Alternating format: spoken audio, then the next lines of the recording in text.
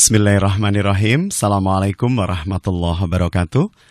Alhamdulillah, puji syukur kehadirat Allah. Kita kembali bisa bersua di Spiritual Storytelling 100,9 Bonanza FM. Bersama saya, Muhammad Hatta, trainer utama Spiritual Building Center yang beralamatkan di Jalan Veteran 58, Kota Kediri.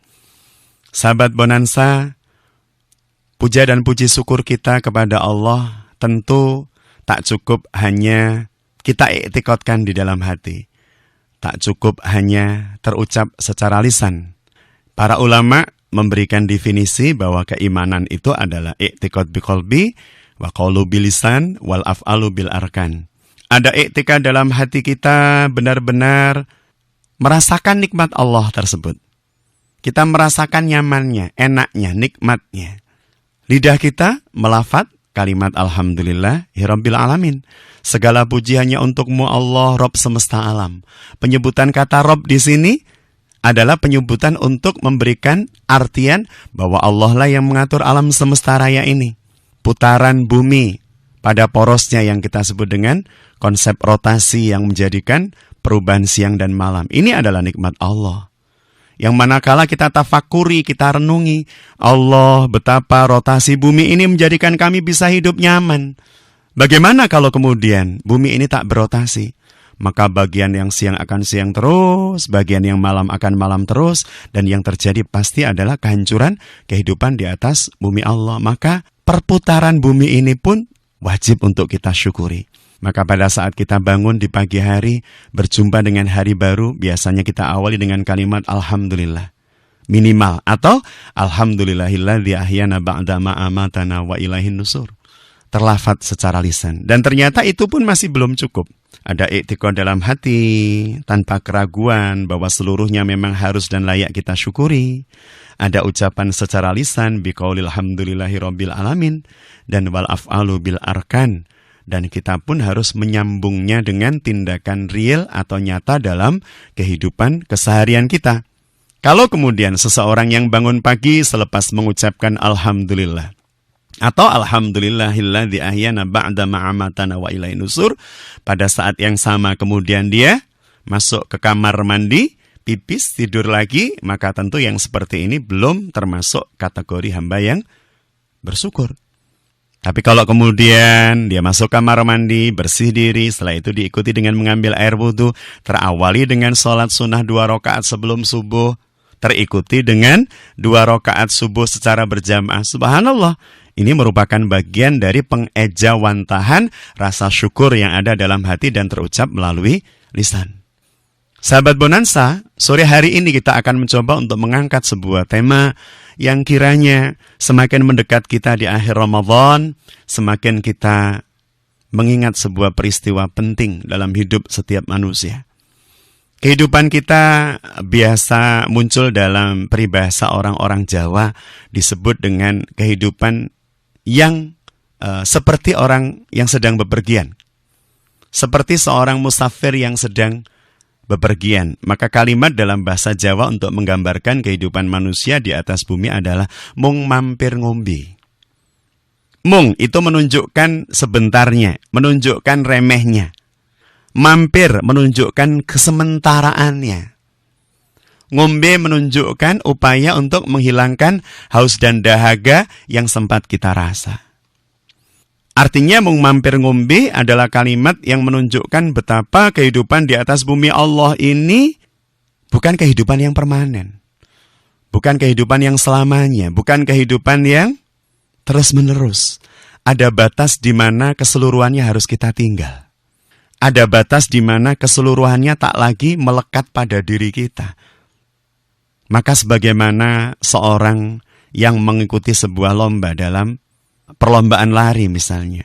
Mereka melalui sebuah garis yang bernama start, bergerak, melesat cepat menuju garis yang bernama finish. Maka kehidupan pun memiliki start dan finishnya. Dan manakala start dan finish ini kita kaitkan dengan upaya manusia untuk mendapatkan kebaikan dalam hidupnya, atau berkaitan dengan dosa dan pahala yang mereka dapatkan, maka start manusia, akun dosa dan pahala itu baru terhitung, baru mula terhitung adalah pada saat mereka balik Balik itu berarti sampai. Sampai apanya? Sampai pemikirannya. Sampai apanya? Sampai akalnya. Sampai apanya? Sampai kemampuan dia. Sampai mereka, sampai dia memiliki kemampuan untuk membedakan baik dan buruk dan seterusnya. Sahabat Bonanza, ketika kemudian akun kehidupan manusia, dosa dan pahalanya mulai berjalan pada saat mereka balik, maka akun itu suatu saat akan berhenti. Dia tak bergerak lagi. Kapan? Pada saat manusia bertemu dengan ajalnya. Kecuali 3 hal yang akan bisa membersamai mereka dan tetap akun itu akan berjalan membersamai 3 hal tersebut manakala dilakukan.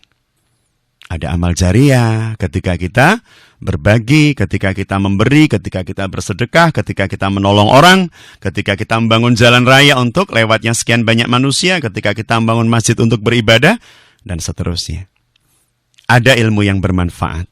Pada saat kita mengajar anak kita untuk melafadz basmalah sebelum makan misalnya, maka setiap kali dia makan dan mengucap lafadz basmalah, kita pun akan dapatkan aliran pahalanya meskipun kita sudah meninggal dunia berada di alam barzah. Ilmu yang bermanfaat. Jadi ilmu yang bermanfaat jangan dibayangkan kemudian hanya melekat pada diri seorang ustadz, mubalik atau guru. Tidak, bahkan kita pun memiliki kesempatan yang sama untuk teraliri pahala dari ilmu-ilmu yang bermanfaat. Dan yang ketiga adalah wawalad dan soleh yad'ulah, anak-anak soleh yang mendoakan. Jadi ini yang kemudian akan terus menjadi akun tambahan buat kita pada saat kita sudah berada di alam barzah. Lah, hari ini kita mencoba untuk mengkupas. Hari ini kita mencoba untuk melihat sejatinya seperti apa kehidupan yang kita sedang jalani dan lakoni ini. Lebih-lebih lagi kita kaitkan dengan 10 hari terakhir di bulan Ramadan ini. Ketika kita sudah semakin dekat dengan hari perpisahan kita dengan Ramadan dan hari berjumpanya kita dengan hari raya 1 Syawal 1437 Hijriah.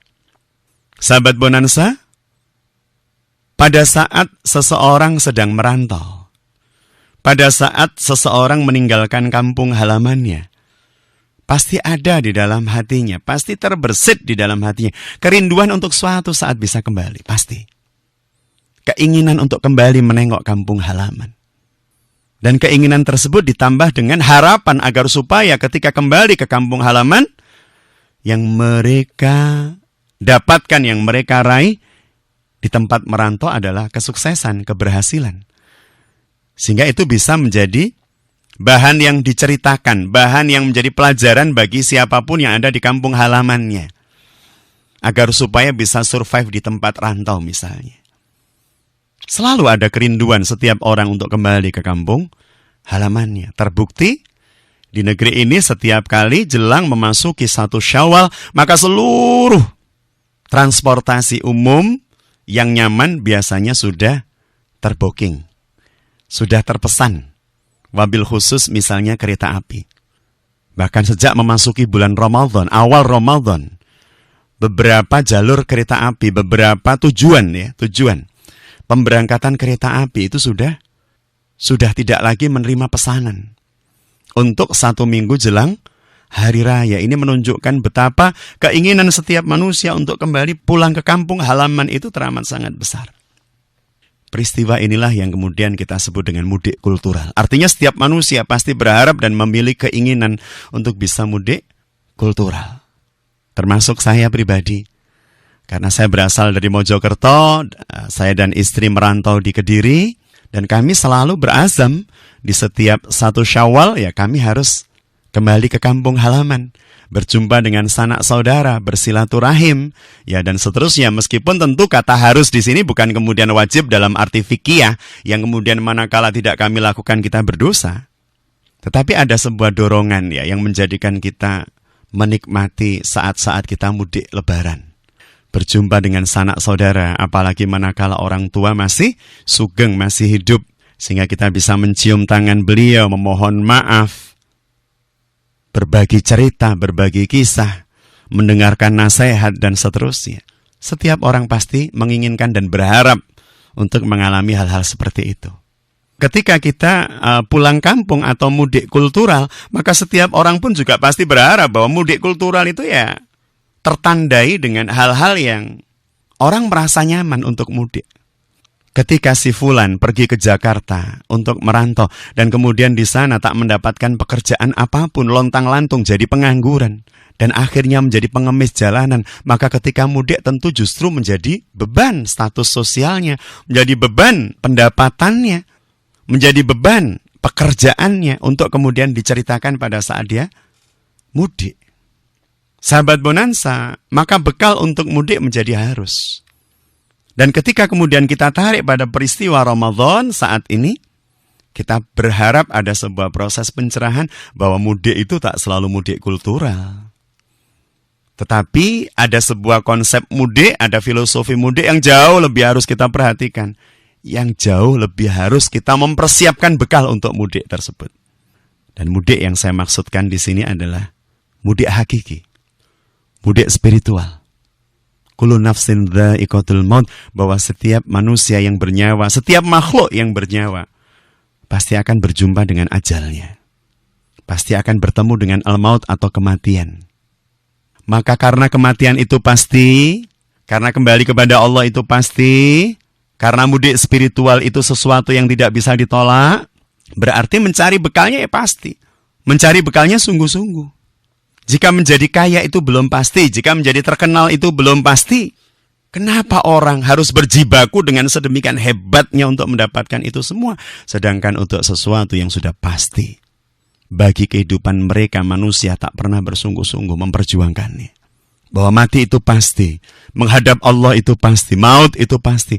Mengapa kemudian banyak di antara manusia yang tak mau memperjuangkan sungguh-sungguh untuk mengumpulkan bekal terbaik menuju kematiannya?